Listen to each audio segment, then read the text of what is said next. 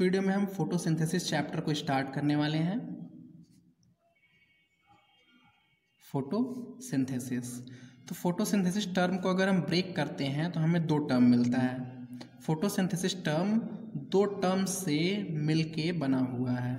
पहला हो जाएगा फोटोन और दूसरा हो जाएगा सिंथेसिस।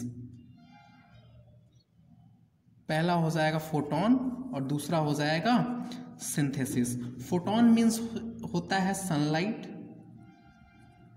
और सिंथेसिस मीन्स होता है मेकिंग। तो फोटोसिंथेसिस मीन्स होता है making of food in presence of sunlight. Okay, photosynthesis means होता है making of food in presence of sunlight. अब फोटोसिंथेसिस का एक केमिकल रिएक्शन होता है। जो फोटोसिंथेसिस पूरा प्रोसेस है, इस प्रोसेस को हम एक सिंपल केमिकल रिएक्शन से रिप्रेजेंट करते हैं। वो केमिकल रिएक्शन है CO2 प्लस में H2O gives glucose, that is C6H12O6 plus oxygen in presence of chlorophyll and sunlight. ये फोटोसिंथेसिस को रिप्रेजेंट करने का एक सिंपल सा केमिकल रिएक्शन है, दैट इज CO2 और H2O का रिएक्शन हो रहा है सनलाइट के प्रेजेंस में और क्लोरोफिल के प्रेजेंस में, और जो हमारा प्रोडक्ट बन रहा है वो है ग्लूकोज और ऑक्सीजन। इसमें जो ग्लूकोज होता है ये होता है हमारा मेन प्रोडक्ट। क्यों? क्योंकि फोटोसिंथेसिस में हमें फूड का ही प्रिपरेशन करना है। फोटोसिंथेसिस क्या है? एक प्रोसेस है जिसके थ्रू हम फूड का सिंथेसिस करते हैं। तो फोटोसिंथेसिस में ये जो हमारा ग्लूकोज बना है फोटोसिंथेसिस केमिकल रिएक्शन में, इसमें ग्लूकोज हमारा मेन प्रोडक्ट होता है और ऑक्सीजन हमारा बाई प्रोडक्ट होता है। Glucose as main product and oxygen as by product. और जो CO2 और H2O हमारा यूज हुआ है, इसे हम लोग क्या बोलते हैं? रॉ मटेरियल बोलते हैं। इसे हम लोग रॉ मटेरियल बोलते हैं। तो आप देख रहे हैं जो हमारा रॉ मटेरियल है ये क्या है? इनऑर्गेनिक है। और जो हमारा ग्लूकोज है ये क्या है? ऑर्गेनिक है। तो हम यहाँ पे लिख सकते हैं कि सिंपल इनऑर्गेनिक मॉलिक्यूल से, सिंपल इनऑर्गेनिक मॉलिक्यूल से ऑर्गेनिक मॉलिक्यूल का फॉर्मेशन हो रहा है फोटोसिंथेसिस में। तो इस बात का ध्यान दीजिए आप कि सिंपल इनऑर्गेनिक मॉलिक्यूल से ऑर्गेनिक मॉलिक्यूल का फॉर्मेशन हो रहा है फोटोसिंथेसिस से। और एक बात आप ध्यान से दे सकते हैं कि इसमें सनलाइट का यूज हो रहा है। सनलाइट का यूज हो रहा है मीन्स लाइट एनर्जी जो है किसमें कन्वर्ट हो रही है? कंजर्वेशन ऑफ एनर्जी के थ्रू लाइट एनर्जी कन्वर्ट हो रही है केमिकल एनर्जी में। लाइट एनर्जी हमारी केमिकल एनर्जी में कन्वर्ट हो रही है। और केमिकल एनर्जी बोले तो हमारा ऑर्गेनिक मॉलिक्यूल जो बन रहा है वही है organic molecule.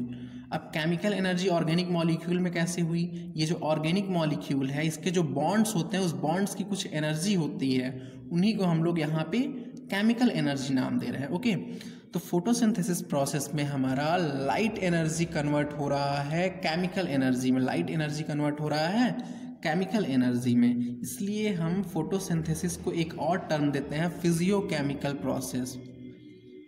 Physiochemical process. Okay, तो ये टर्म आप लोग याद रखिएगा, ये NCERT में लिखा हुआ है कि photosynthesis is a physiochemical process. क्यों फिजियोकेमिकल बोलते हैं? क्यों? क्योंकि इसमें हमारा लाइट एनर्जी केमिकल एनर्जी में कन्वर्ट होता है और ऑर्गेनिक मॉलिक्यूल का ये मेन प्रोडक्ट जो है ये हमारा कैसा है? ऑर्गेनिक है। ऑर्गेनिक मॉलिक्यूल का फॉर्मेशन होता है, इसलिए हम फोटोसिंथेसिस को फिजियोकेमिकल प्रोसेस बोलते हैं। ओके, तो इस रिएक्शन में आइए हम लोग कुछ और नोटिस करते हैं। यहाँ पे देख रहे हैं हम सनलाइट की यूज हो रही है। सनलाइट यहाँ पे यूज हो रहा है मीन्स हीट एनर्जी यहाँ पे यूज हो रही है, इसलिए हम लोग फोटोसिंथेसिस को एंडोथर्मिक भी बोलते हैं। ओके, एंडोथर्मिक रिएक्शन, ये जो हमारा रिएक्शन है इसे हम लोग एंडोथर्मिक रिएक्शन बोलते हैं। एंडोथर्मिक रिएक्शन क्यों बोलते हैं? क्यों? क्योंकि यहाँ पे इस रिएक्शन में रिएक्टेंट साइड पे एनर्जी यूज हो रहा है, इसीलिए हम लोग इसे एंडोथर्मिक रिएक्शन बोलते हैं। मीन्स एनर्जी यूज हो रहा है, एनर्जी यूज्ड लिख देते हैं हम यहाँ पे। तो फोटोसिंथेसिस हमारा क्या है? एंडोथर्मिक रिएक्शन होता है। फोटोसिंथेसिस हमारा एंडोथर्मिक रिएक्शन होता है और इस फोटोसिंथेसिस को हम लोग एनाबोलिक बोलेंगे, एनाबोलिक रिएक्शन। क्यों? अब जितने भी हमारे बॉडी में रिएक्शंस होते हैं, sum of all total reactions occurring in our body is known as metabolism, metabolism. और ये जो मेटाबॉलिज्म होता है ये दो तरह का होता है, एक होता है एनाबॉलिज्म और एक होता है कैटाबॉलिज्म। जो मेटाबॉलिज्म होता है ये फर्दर टू टाइप्स का होता है। मेटाबॉलिज्म की डिफिनेशन हमारे सबसे फर्स्ट चैप्टर में लिखी हुई है कि sum of all total reactions occurring in our body is known as metabolism. और ये जो मेटाबॉलिज्म होता है ये दो तरह का होता है, पहला तो एनाबॉलिज्म और दूसरा कैटाबॉलिज्म। तो एनाबॉलिज्म को आप लोग याद कर सकते हैं, A is for anabolism and A is for addition, hence addition के नाम से याद रख सकते हैं। एनाबॉलिज्म मीन्स होता है कंस्ट्रक्टिव रिएक्शन, कंस्ट्रक्टिव रिएक्शन। और कैटाबॉलिज्म का मीन्स होता है डिस्ट्रक्टिव रिएक्शन, डिस्ट्रक्टिव रिएक्शन। तो anabolism means constructive reaction and catabolism means destructive reactions. Constructive reactions means जिसमें कुछ फॉर्मेशन हो, किसी चीज़ का फॉर्मेशन हो, या फिर तो कोई भी दो मॉलिक्यूल मिलके एक मेन प्रोडक्ट बनाए। और डिस्ट्रक्टिव मीन्स हो जाएगा कोई भी चीज़ जब ब्रेक डाउन हो, जब कोई भी चीज़ ब्रेक डाउन हो। तो जो कंस्ट्रक्टिव रिएक्शन बोले तो एनाबॉलिज्म होता है वो फोटोसिंथेसिस होता है, और जो डिस्ट्रक्टिव रिएक्शन बोले तो कैटाबॉलिज्म होता है, ये हमारा रेस्पिरेशन का रिएक्शन होता है। ओके, तो हमारा जो फोटोसिंथेसिस होता है वो कैसा रिएक्शन है?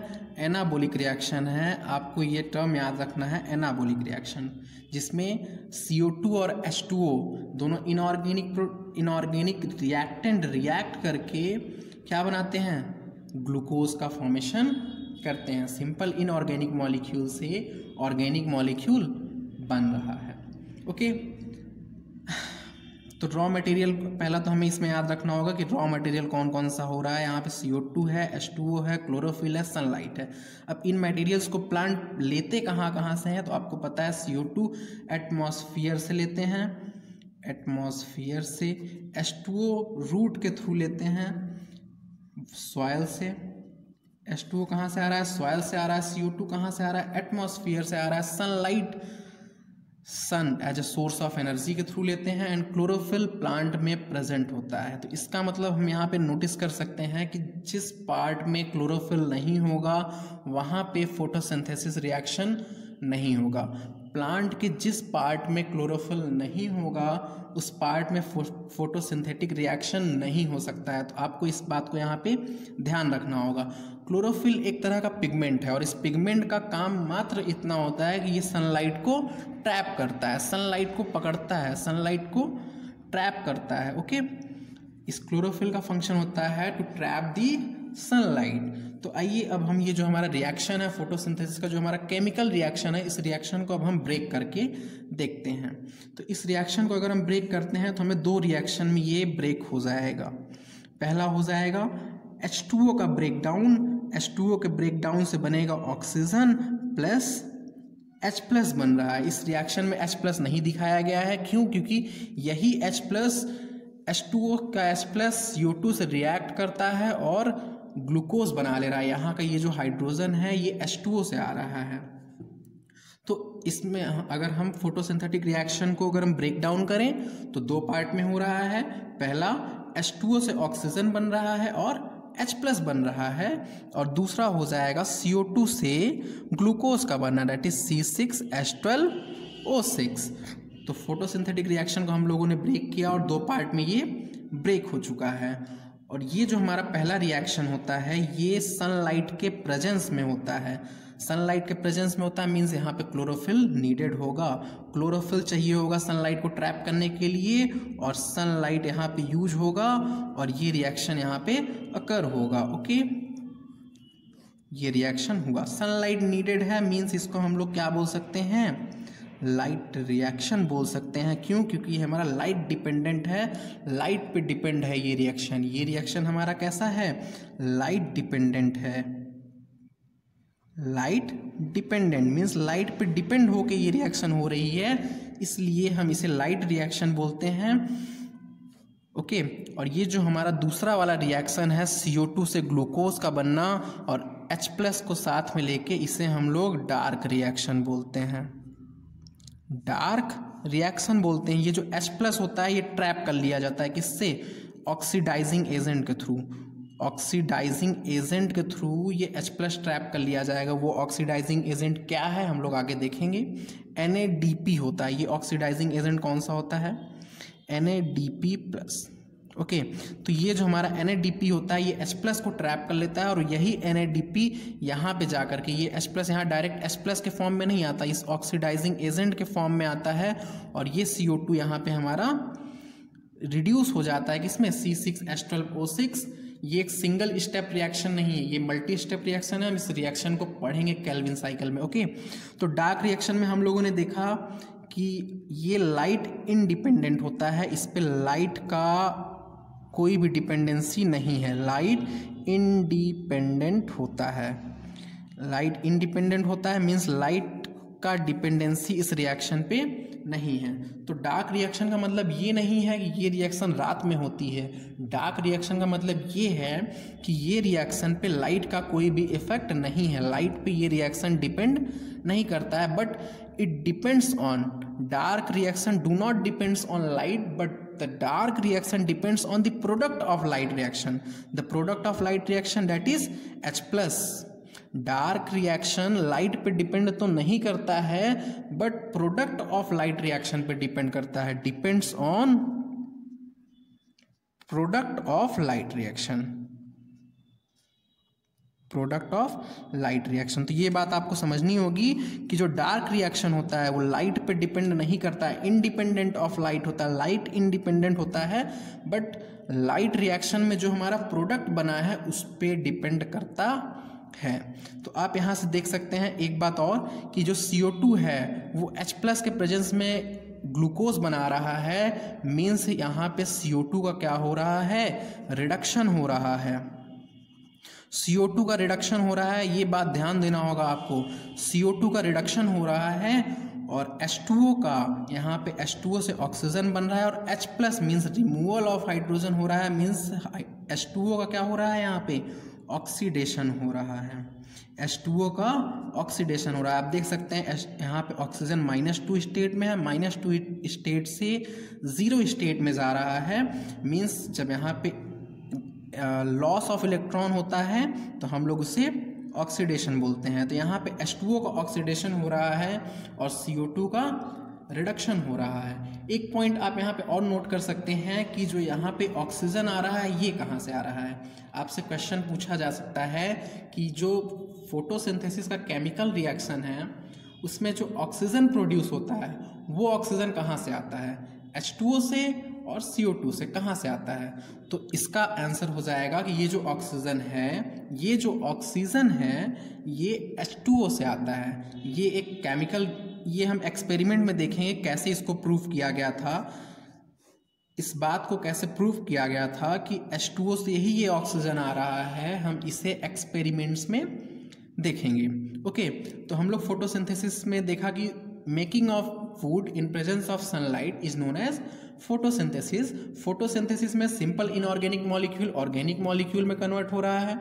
फोटोसिंथेसिस में simple inorganic molecule organic molecule में कन्वर्ट हो रहा है और फोटोसिंथेसिस में लाइट एनर्जी केमिकल एनर्जी में कन्वर्ट हो रहा है। केमिकल एनर्जी बोले तो organic molecule that is glucose का फॉर्मेशन हो रहा है, इसलिए हम फोटोसिंथेसिस को फिजियोकेमिकल प्रोसेस बोलते हैं। फोटोसिंथेसिस का केमिकल रिएक्शन होता है और वो केमिकल रिएक्शन है CO2 और H2O का रिएक्शन होना इन presence of chlorophyll and sunlight, और फॉर्मेशन क्या होगा? ग्लूकोज एंड ऑक्सीजन मॉलिक्यूल का। Okay glucose and oxygen molecule का।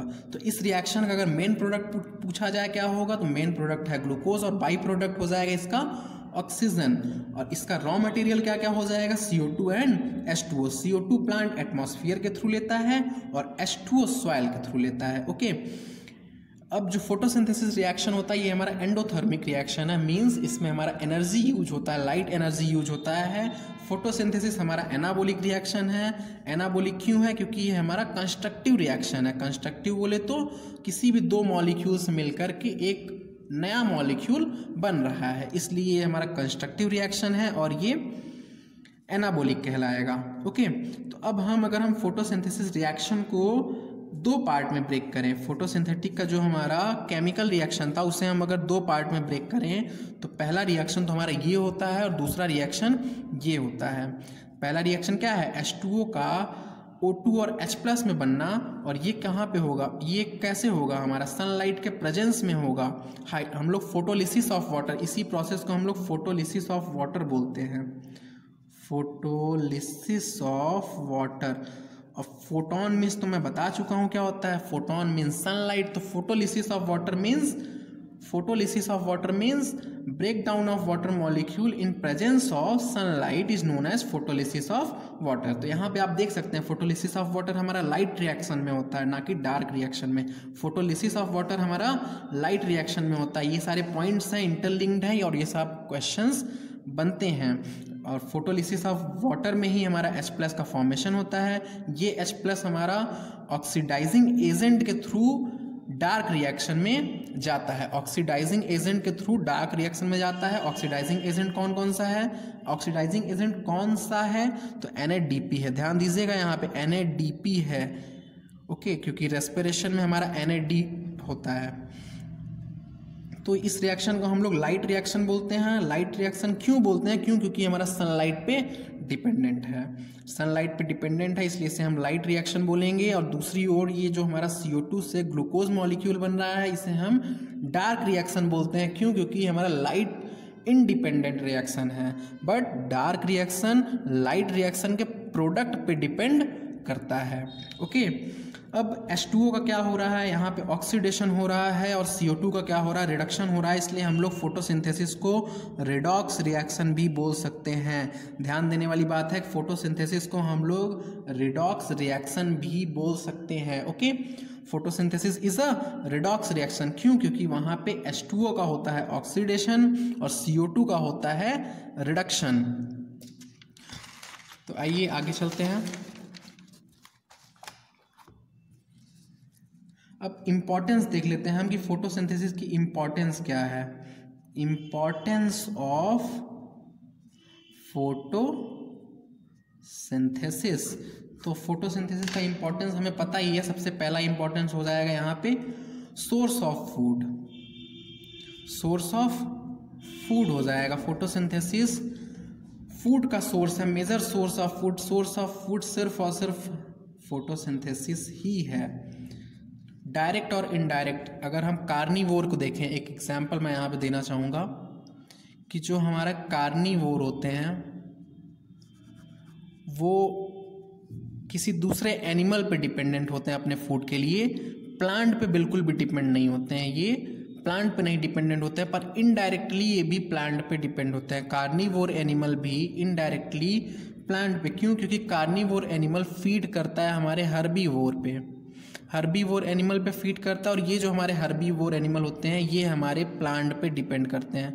इसलिए जो कार्निवोर एनिमल है ये भी इंडिपेंडेंटली प्लांट पे डिपेंड करते हैं, इनडायरेक्टली प्लांट पे डिपेंड करते हैं। ओके, तो फोटोसिंथेसिस का हमारा जो इम्पोर्टेंस है एक हो जाएगा सोर्स ऑफ फूड होता है। फोटोसिंथेसिस क्या होता है? हमारा सोर्स ऑफ फूड होता है। और दूसरा हो जाएगा हमारा oxygen as by product, evolution of oxygen. तो दूसरा क्या हो जाएगा इसका? हमारा इम्पोर्टेंट इवोल्यूशन ऑफ ऑक्सीजन हो जाएगा। ओके, अब फोटोसिंथेसिस के हम ऑकरेंस को देख लेते हैं कि फोटोसिंथेसिस का ऑकरेंस क्या है, कि फोटोसिंथेसिस होता कहाँ कहाँ पे है। तो फोटोसिंथेसिस हमारा ऑल ग्रीन प्लांट में होता है, ऑल ग्रीन प्लांट्स में होता है। अब ऑल ग्रीन प्लांट्स में होता तो है, पर प्लांट में अगर हम सारे पार्ट्स में देखें तो प्लांट के क्या रूट में होता है? नहीं होता है। प्लांट के क्या स्टेम में होता है? नहीं होता है। तो प्लांट का green part in the sense leaves में, किस में होता है? लीव्स में ये हमारा प्रेजेंट होता है। ओके, तो फोटोसिंथेसिस ग्रीन प्लांट में कहाँ पे होता है? लीव्स में होता है। अब लीव्स में ही क्यों होता है? लीव्स में एक स्पेशल टाइप ऑफ सेल पाई जाती है जिसे हम लोग बोलते हैं मीजोफिल सेल। लीव्स में एक स्पेशल टाइप ऑफ सेल पाई जाती है जिसे हम बोलते हैं क्या? मीजोफिल सेल बोलते हैं। मीजोफिल सेल क्या है? मीजोफिल सेल एक पैरेनकाइमा सेल है। पैरेनकाइमेटस सेल हैविंग क्लोरोफिल और क्लोरोप्लास्ट बोल लो आप, क्योंकि क्लोरोप्लास्ट में ही क्लोरोफिल प्रेजेंट होता है। तो मीजोफिल सेल क्या होता है?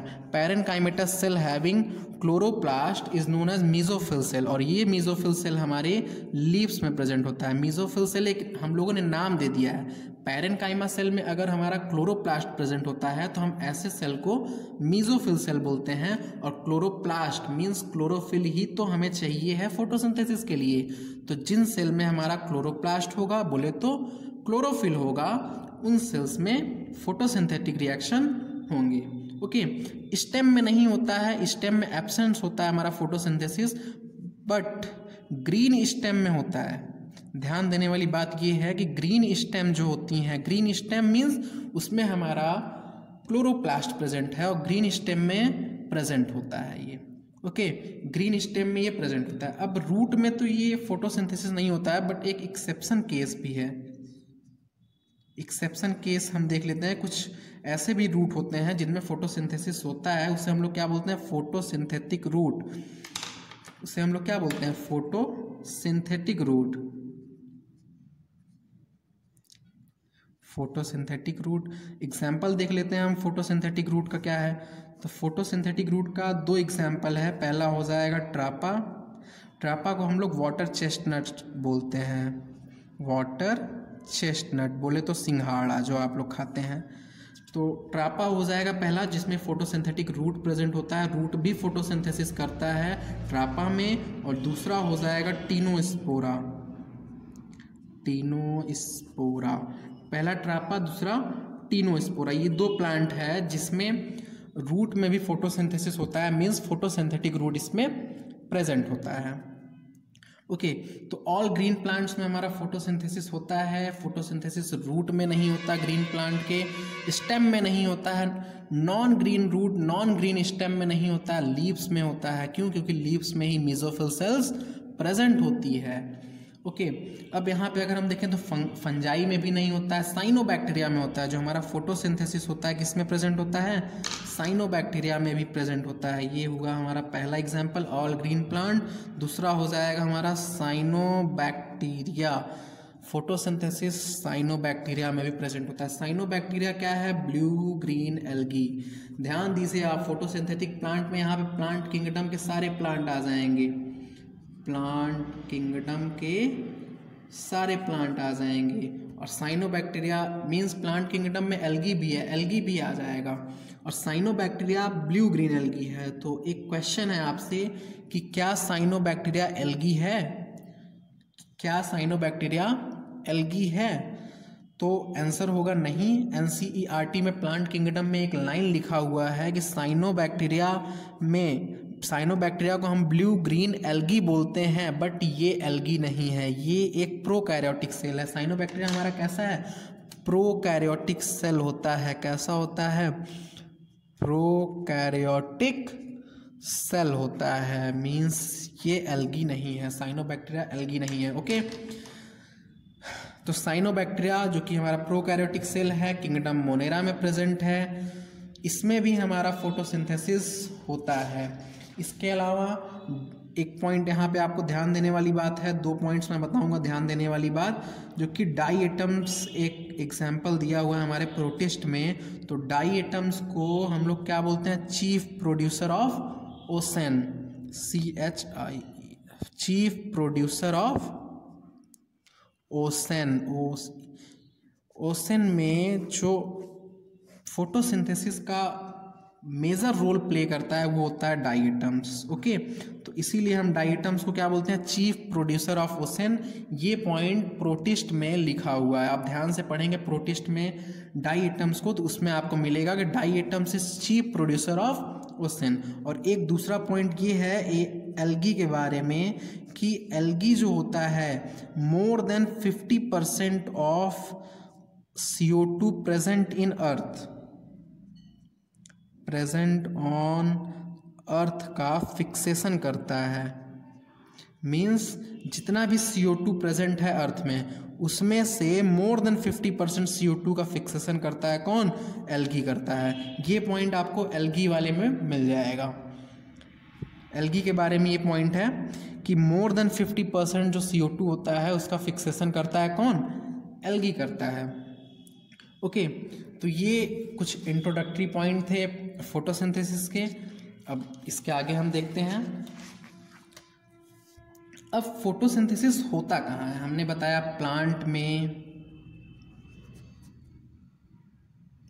प्लांट में मीजोफिल सेल होता है,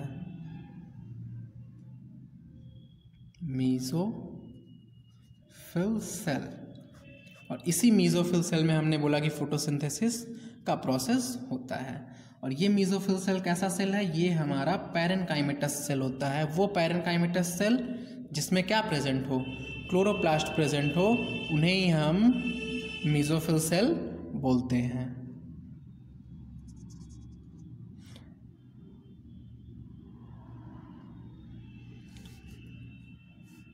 ओके, उन्हें ही हम मीजोफिल सेल बोलते हैं। अब मीजोफिल सेल में अगर हम देखें तो कई सारे पार्ट हो जाएंगे। एक, क्योंकि ये सेल है तो सेल में हमारा साइटोप्लाज्म रहेगा प्लस कई सारे सेल ऑर्गेनेली रहेंगे।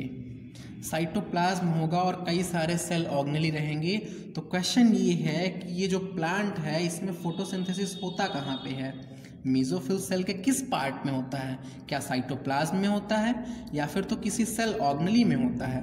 तो आंसर होगा कि जो मीजोफिल सेल में सेल ऑर्गेनेली में फोटोसिंथेसिस होता है, और वो सेल ऑर्गेनेली कौन सा है? प्लास्टिड है। कौन सा है? प्लास्टिड।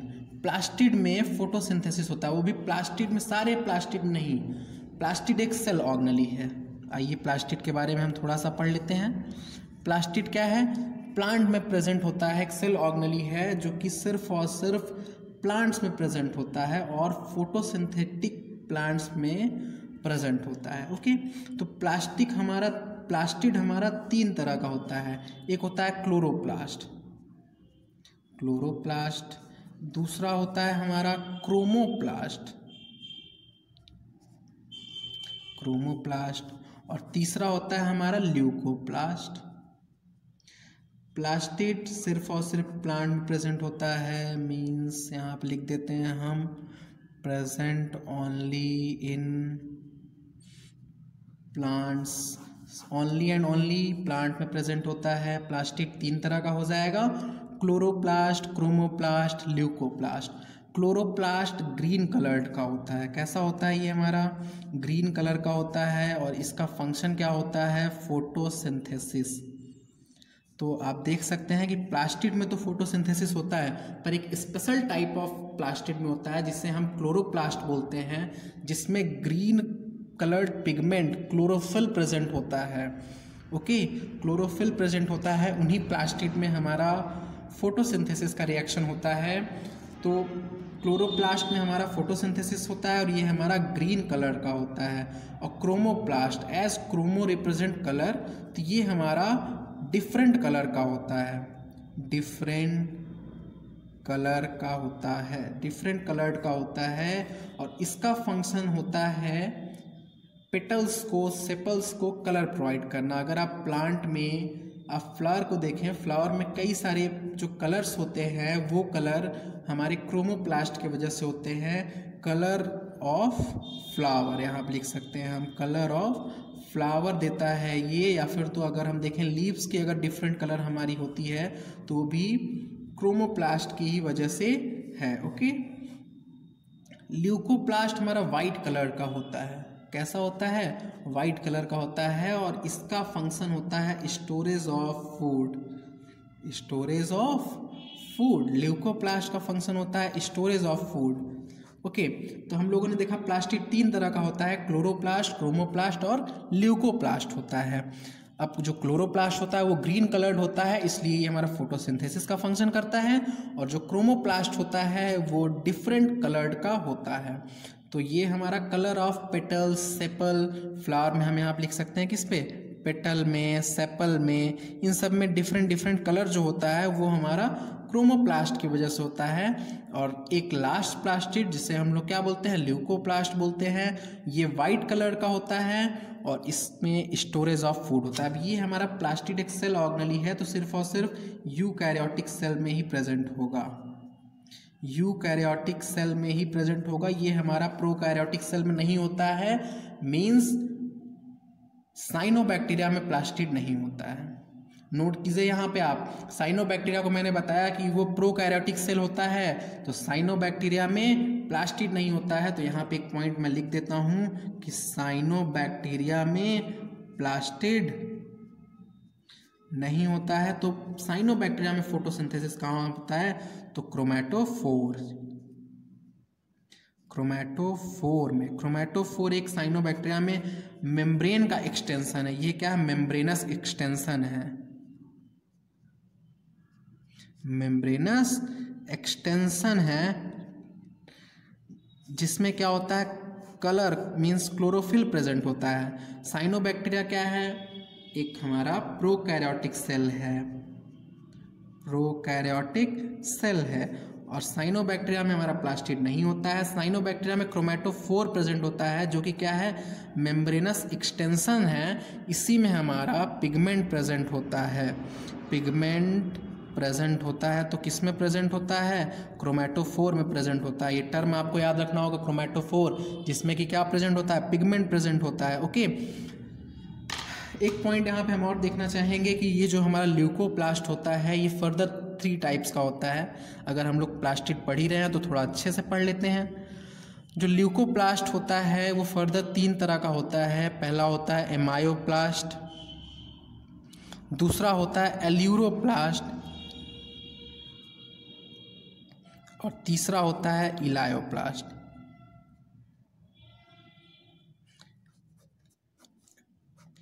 ल्यूकोप्लास्ट 3 तरह का होता है, एमायोप्लास्ट, एल्यूरोप्लास्ट, इलायोप्लास्ट। एल्यूरोप्लास्ट को हम लोग प्रोटीनोप्लास्ट भी बोलते हैं, प्रोटीनोप्लास्ट। तो ल्यूकोप्लास्ट का फंक्शन हम लोगों ने क्या देखा, ल्यूकोप्लास्ट का फंक्शन होता है स्टोरेज ऑफ फूड।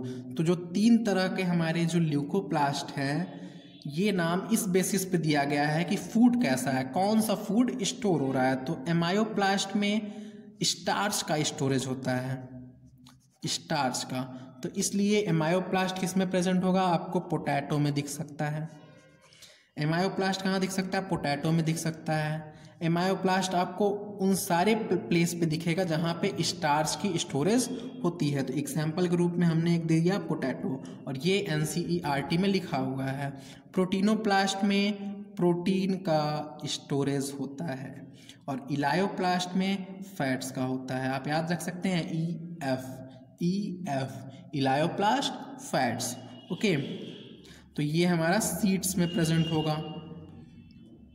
इलायोप्लास्ट कहाँ पे प्रेजेंट होगा, सीड्स में प्रेजेंट होगा। एल्यूरोप्लास्ट हम बोल सकते हैं पल्सेस में भी प्रेजेंट होता हो। क्यों, क्योंकि पल्सेस में हमारा प्रोटीन का वहाँ पे स्टोरेज होता है। तो ल्यूकोप्लास्ट हमारे 3 तरह के होते हैं, पर यहाँ पे हमें सिर्फ और सिर्फ पढ़ना है क्लोरोप्लास्ट। क्यों, क्योंकि क्लोरोप्लास्ट में ही फोटोसिंथेसिस होता है, क्लोरोप्लास्ट में ही फोटोसिंथेसिस होता है। क्लोरोप्लास्ट में फोटोसिंथेसिस होता है। तो क्लोरोप्लास्ट के स्ट्रक्चर को आइए अब हम डिटेल में पढ़ते हैं। तो हमें पता चल चुका है कि फोटोसिंथेसिस प्लांट के कहाँ पे होता है। तो प्लांट के लीव्स में मीजोफिल सेल्स प्रेजेंट होती हैं। उन सेल्स को मीजोफिल क्यों बोलते हैं, क्यों, क्योंकि वो पैरेनकाइमा सेल्स होते हैं और उनमें क्लोरोप्लास्ट होता है। Parenchyma cell having chloroplast is known as mesophyll cell. Okay, तो क्लोरोप्लास्ट प्रेजेंट है, तो इसी में क्या होगा, हमारा फोटोसिंथेसिस का एक्टिविटी होगा। अब आइए हम क्लोरोप्लास्ट के स्ट्रक्चर को डिटेल में पढ़ते हैं कि क्लोरोप्लास्ट का स्ट्रक्चर कैसा होता है।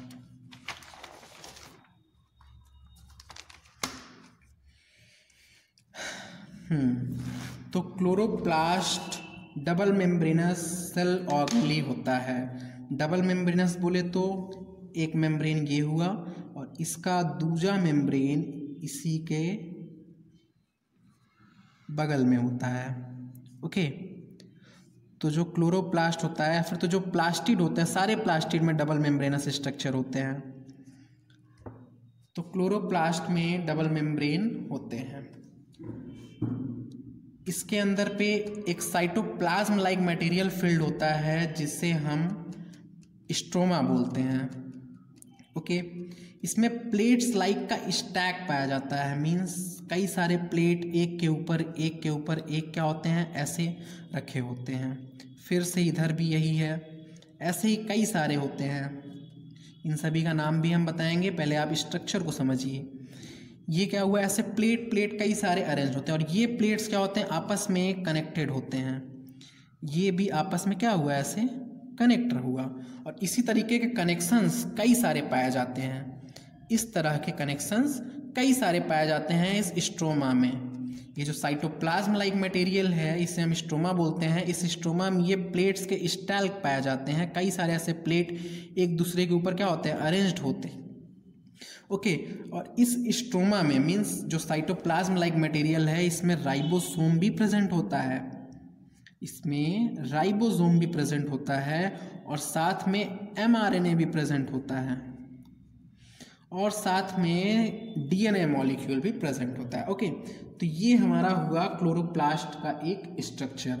इस क्लोरोप्लास्ट के स्ट्रक्चर में आइए हम इसकी नेमिंग करते हैं। तो ये हुआ हमारा आउटर मेम्ब्रेन। ये क्या हो जाएगा, हमारा आउटर मेम्ब्रेन हो जाएगा। इसके बाद ये हुआ हमारा इनर मेम्ब्रेन। जो आउटर मेम्ब्रेन होता है ये हमारा कंप्लीटली परमिएबल होता है, मींस परमिएबल होता है, किसी भी मॉलिक्यूल को ये आराम से पास होने देता है, कंप्लीटली परमिएबल होता है। जो इनर मेम्ब्रेन होता है ये हमारा सेलेक्टिवली परमिएबल होता है। ओके, सेलेक्टिव परमिएबल होता है, मतलब सारे मॉलिक्यूल को सेल के अंदर नहीं आने देगा। तो outer membrane completely permeable, inner membrane selective permeable हो जाएगा। इन दोनों मेम्ब्रेन के बीच में जो स्पेस होता है उसे हम लोग पेरीप्लास्टिडल स्पेस बोलते हैं। ओके, इस स्पेस का नाम क्या हो जाएगा, पेरीप्लास्टिडल स्पेस। इस स्पेस को हम लोग पेरीप्लास्टिडल स्पेस बोलते हैं। ओके, ये है राइबोसोम। और कैसा राइबोसोम होता है, 70S होता है। राइबोसोम हमारे दो तरह के होते हैं, एक 70S होता है, दूसरा 80S होता है। पर जो क्लोरोप्लास्ट में और माइटोकॉन्ड्रिया में पाया जाता है वो कैसा होता है, 70S राइबोसोम होता है। ये क्या हुआ, हमारा mRNA हुआ। और ये राइबोसोम और mRNA प्रेजेंट किस में है, तो स्ट्रोमा में प्रेजेंट है। किस में, स्ट्रोमा में प्रेजेंट है। ये क्या हुआ, हमारा DNA हुआ। इस DNA के बारे में मैं बता दूं कि ये DNA कैसा होता है, सर्कुलर होता है। पहला तो सर्कुलर होता है, दूसरा ये DNA हमारा सर्कुलर होता है। ओके, और जो हमारे न्यूक्लियस में DNA प्रेजेंट होता है वो DNA कैसा होता है, नॉन सर्कुलर होता है। हमारे जो न्यूक्लियस में DNA प्रेजेंट होता है वो नॉन सर्कुलर होता है और ये डबल स्टैंडर्ड होता है, डबल स्टैंडर्ड। तो आपको ध्यान रखना होगा कि ह्यूमन में कहीं पे भी सिंगल स्टैंडर्ड DNA नहीं पाया जाता है। ह्यूमन में हर जगह पे अगर जहाँ भी DNA पाया जाता है डबल स्टैंडर्ड होता है। और जो माइटोकॉन्ड्रिया और क्लोरोप्लास्ट है उसमें DNA सर्कुलर होता है और जो न्यूक्लियस में जो DNA होता है वो नॉन सर्कुलर होता है। ओके, इसके साथ में इसकी जो आउटर मेम्ब्रेन होती है, जो हमारी प्लास्टिड है, इसके आउटर मेम्ब्रेन में कुछ पोर्स प्रेजेंट होते हैं जो कि प्रोटीनिशियस पोर होते हैं। कैसे होते हैं, प्रोटीनिशियस पोर होते हैं। अभी हम इस सिस्टम के बारे में बताते हैं, इससे पहले हम बाकी देख लेते हैं। तो जो आउटर मेम्ब्रेन था उसे हम लोगों ने आउटर मेम्ब्रेन बताया, फिर इनर मेम्ब्रेन हुआ। इनर मेम्ब्रेन हमारा क्या है, सेलेक्टिव परमिएबल है और आउटर मेम्ब्रेन कंप्लीटली परमिएबल है। इन दोनों के बीच में प्रेजेंट स्पेस को पेरीप्लास्टिडल स्पेस बोलते हैं। और इसमें जो राइबोसोम होगा वो कैसा होगा, 70S टाइप का होगा। इसमें mRNA होगा, स्ट्रोमा होगा, DNA मॉलिक्यूल होगा, जो कि DNA कैसा होता है, सर्कुलर होता है, डबल स्टैंडर्ड होता है। तो यहाँ पे एक पॉइंट और ध्यान रखिए आप कि जो हम लोग प्लास्टिड का DNA होता है उससे हम लोग प्लास्टिडोसोम बोलते हैं, प्लास्टिडोसोम बोलते हैं। इस DNA का हम एक नाम दे दिए हैं कि ये क्या है, प्लास्टिडोसोम है।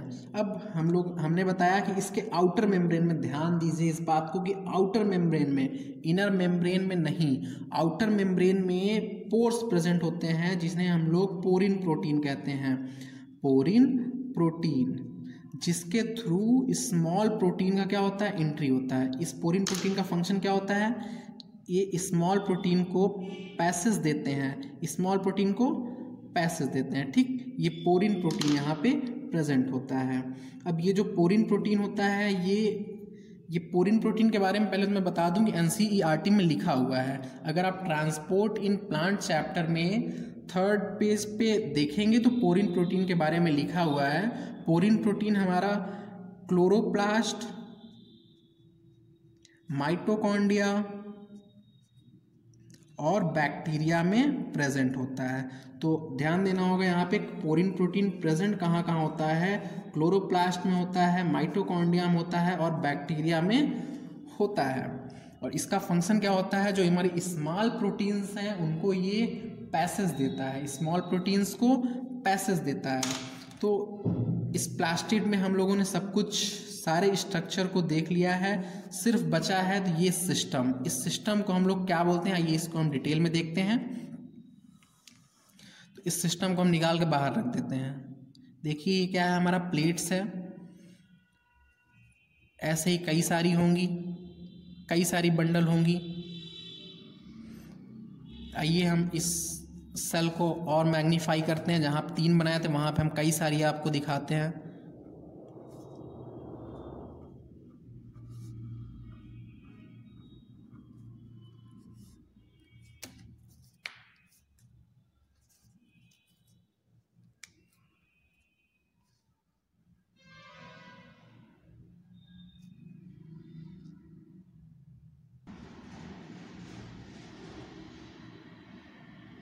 ये क्या है, ऐसे ऐसे इंटरकनेक्टेड थे आपस में।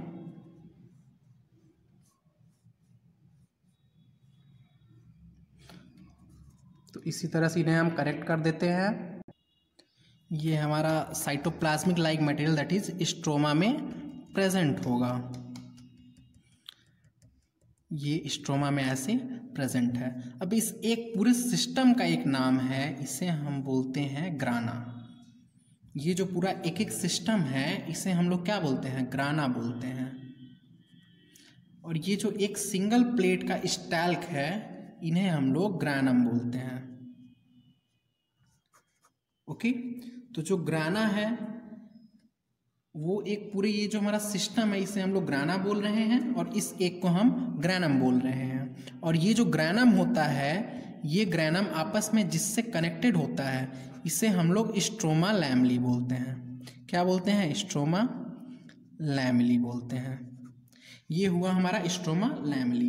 तो जो हमारा ग्रैनम है, एक ग्रैनम है, इसमें क्या क्या होता है, एक जो हमारा ग्राना है, ये जो हमारा एक ग्राना है इसमें हमारा ग्रैनम होता है प्लस क्या होता है, स्ट्रोमा लैमेली होता है। एक हमारा ग्रैनम होता है और साथ में उसमें क्या होता है, स्ट्रोमा लैमेली होता है। और ये जो हमारा ग्रैनम में प्लेट्स लाइक स्ट्रक्चर प्रेजेंट होते हैं, इन एक एक प्लेट का भी कुछ नाम है, इसे हम लोग ग्राना लैमेली बोलते हैं। ये जो हमारा प्लेट है, प्लेट लाइक स्ट्रक्चर है, इस एक प्लेट को हम लोग क्या बोलते हैं, ग्राना लैमेली बोलते हैं। तो क्या आप समझ रहे हैं, देखिए ये जो पूरा एक सिस्टम है इसे हम क्या बोल रहे हैं, ग्राना बोल रहे हैं।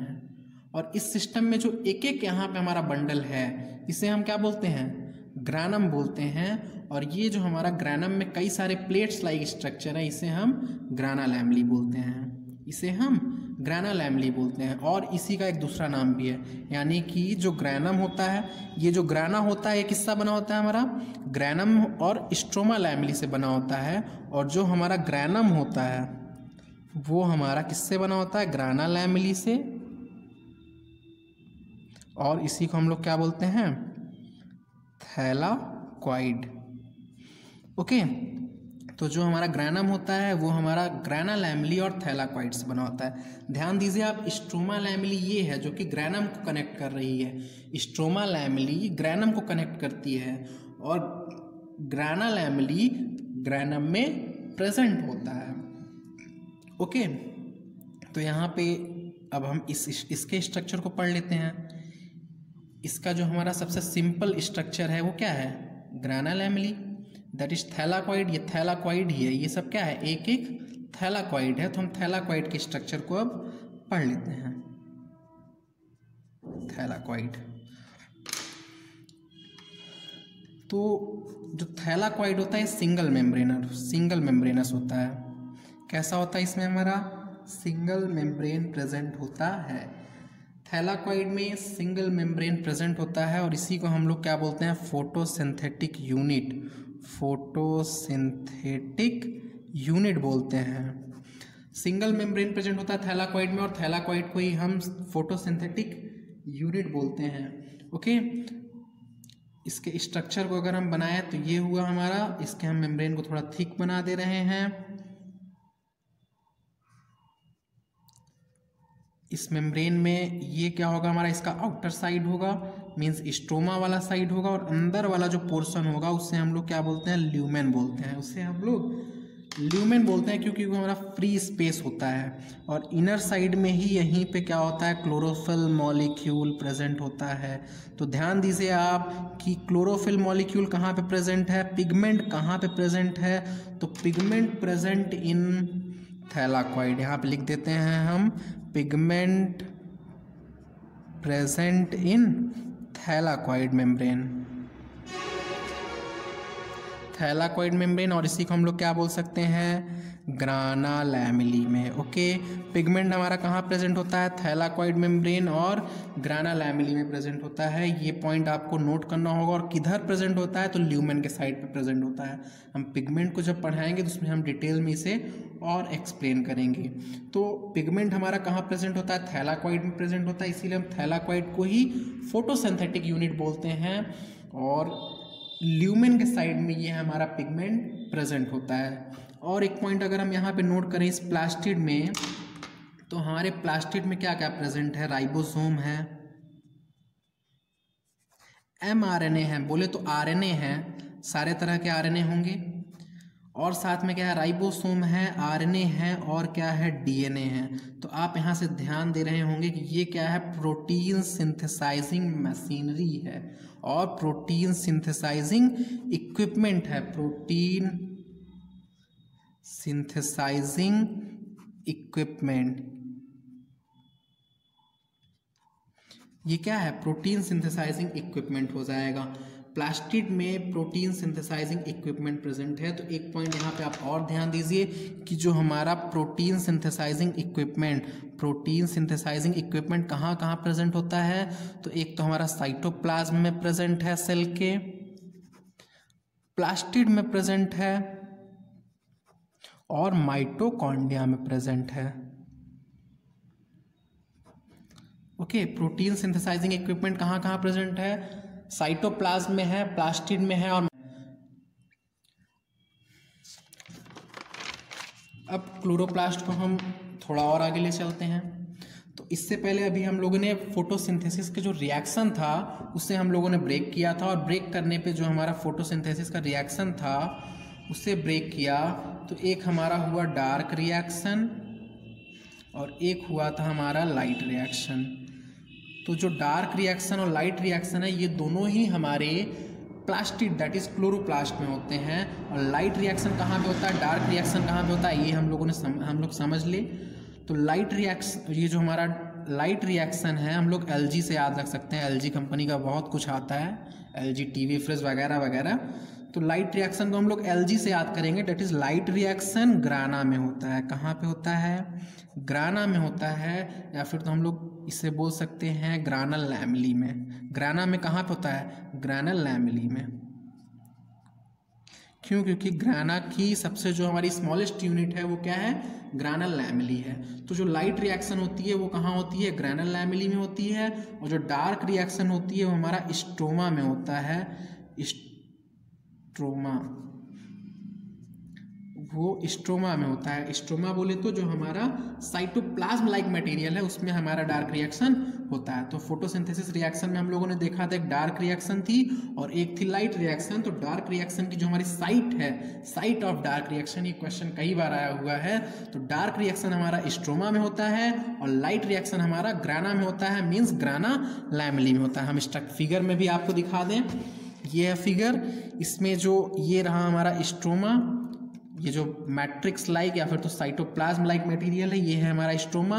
Stroma is a site of dark reaction and this ग्राना, that is ग्राना lamellae, is site of light reaction. Okay, तो एक पॉइंट यहाँ पे आप और नोट कीजिए, हम ये नोट पॉइंट है। हम लोगों ने देखा था ग्राना लैमेली और एक होता है स्ट्रोमा लैमेली। ग्राना लैमेली और एक था स्ट्रोमा लैमेली। तो ग्राना लैमेली में फोटो सिस्टम 1 भी प्रेजेंट होता है प्लस फोटो प्रेजेंट होता है, और स्ट्रोमा लैमेली में सिर्फ और सिर्फ फोटो सिस्टम 1 प्रेजेंट होता है। इसे हम एक्सप्लेन करेंगे आगे जब पढ़ाएंगे उस टाइम पे। पर यहाँ पे अभी आपको ध्यान देना होगा कि ग्राना लैमेली में दोनों तरह, ये क्या है? फोटो सिस्टम है, is equal to photo system. Photosynthesis नहीं समझिएगा आप, फोटो सिस्टम, इसे हम लाइट रिएक्शन में एक्सप्लेन करेंगे। पर यहाँ पे इस पॉइंट को आप नोट कीजिए कि जो ग्राना लैमेली है उसमें सिर्फ और सिर्फ फोटो सिस्टम 1 प्रेजेंट। ग्राना लैमेली में फोटो सिस्टम 1 और 2 दोनों ही प्रेजेंट है। स्ट्रोमा लैमेली में सिर्फ और सिर्फ फोटो सिस्टम 1 प्रेजेंट है। ओके, आइए अब इस प्लास्टिड के स्ट्रक्चर को थोड़ा और डिटेल में हम समझते हैं। इसके फोटोसिंथेसिस के पॉइंट ऑफ व्यू से इस हम प्लास्टिड के स्ट्रक्चर को समझते हैं। तो ये हुआ हमारा, यहाँ पे हम बना देते हैं लाइट रिएक्शन कहाँ पे होता है? Lg, ग्राना में।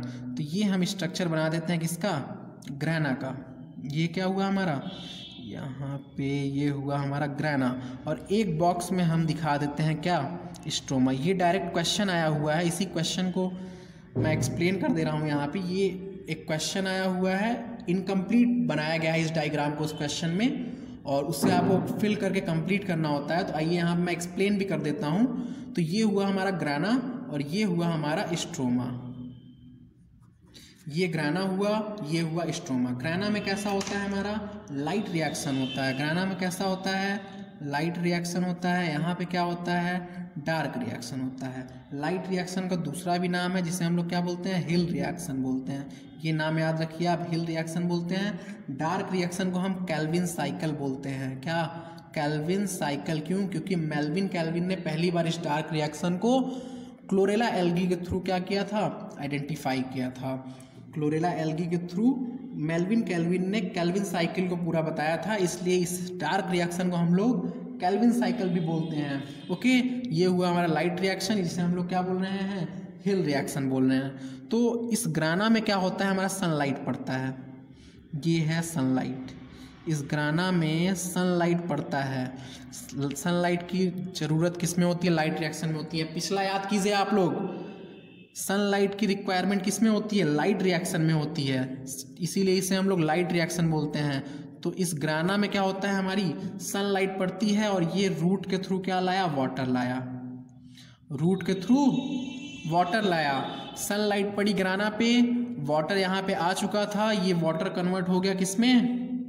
ऑक्सीजन में। ये जो वाटर है, ये जो H2O है, कन्वर्ट हो गया किसमें? ऑक्सीजन में। और इसका H+ ऑक्सीडाइजिंग एजेंट के थ्रू, आप पहले पेज पे देखिए, एकदम स्टार्टिंग में बताया मैंने, ऑक्सीडाइजिंग एजेंट के थ्रू इसका H+ जाएगा, वो क्या होगा हमारा? NADPH2 होता है। NADP क्या है? हमारा ऑक्सीडाइजिंग एजेंट है, इसके थ्रू हमारा इसका H+ जा रहा है यहाँ पे NADPH2, और साथ में लाइट रिएक्शन में ATP का भी फॉर्मेशन होता है। आप ध्यान रखिए, लाइट रिएक्शन में ATP का भी फॉर्मेशन होता है। तो हो क्या रहा है? ग्राना पे सनलाइट पड़ी, ग्राना पे पानी भी आ चुका है। अब ये पानी क्या हो रहा है हमारा? O2 में कन्वर्ट हो जा रहा है, सनलाइट के प्रेजेंस में फोटोलिसिस ऑफ वाटर हो रहा है, H2O कन्वर्ट हो रहा है O2 में, और सनलाइट का ही प्रोडक्ट क्या NADPH2 और ATP डार्क रिएक्शन में जा रहा है। और डार्क रिएक्शन में अब क्या होगा, CO2 जो आया हुआ है हमारे एटमॉस्फेयर से ये कन्वर्ट हो जाएगा ग्लूकोज में। तो यहाँ पे आप देख सकते हैं कि जो डार्क रिएक्शन है वो सनलाइट से तो इंडिपेंडेंट है, बट लाइट रिएक्शन का जो प्रोडक्ट है उस पर डिपेंड कर रहा है। ओके, ध्यान दीजिए इस पॉइंट को, जो मैंने पहले बोला था वो यहाँ पे एक्सप्लेन हो रही है। तो एक नोट पॉइंट यहाँ पे और हो जाएगा कि ये जो हमारा ATP और NADPH2 है इसे हम लोग क्या बोलते हैं, एसिमिलेटरी पावर बोलते हैं। इसका नाम है एसिमिलेटरी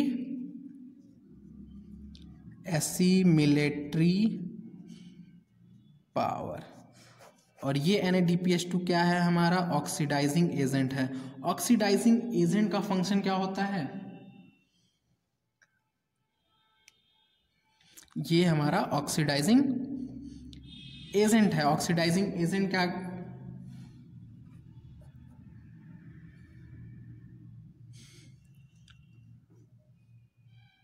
ओके, इसे हम लोग क्या बोलते हैं, एसिमिलेटरी पावर बोलते हैं। और ये NADPH2 हमारा ऑक्सीडाइजिंग एजेंट हो जाएगा। इसी का दूसरा नाम हमारा हो जाएगा क्या, रिड्यूसिंग पावर। इसी का दूसरा नाम हो जाएगा हमारा रिड्यूसिंग पावर। क्यों, क्योंकि ये हमारा CO2 को रिड्यूस कर रहा है किसमें, ग्लूकोज में। इसी के थ्रू CO2 का रिडक्शन होता है ग्लूकोज में, इसलिए इसे हम लोग एसिमिलेटरी पावर और रिड्यूसिंग पावर बोलते हैं। ये क्वेश्चन है, एसिमिलेटरी पावर कहाँ फॉर्म होता है, तो लाइट रिएक्शन में फॉर्म होता है। एसिमिलेटरी पावर लाइट रिएक्शन में फॉर्म होने के बाद डार्क रिएक्शन में यूज होता है। और ये एसिमिलेटरी पावर कौन कौन होते हैं, तो ATP और NADPH2 ये दोनों ही क्या होते हैं, हमारे एसिमिलेटरी पावर और रिड्यूसिंग पावर होते हैं।